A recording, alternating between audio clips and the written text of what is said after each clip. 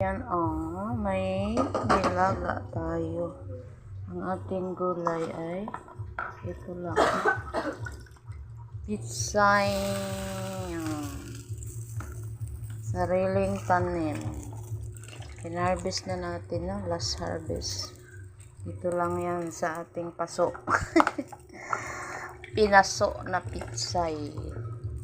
At wala tayong lupain. Dito lang sa mga paso-paso. At paano nakalibre tayo, mahal ang gulay ngayon. Mahal ang gulay. Ayan,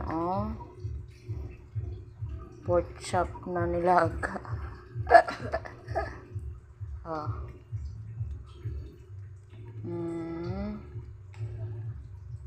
Yan lang ang ating gulay.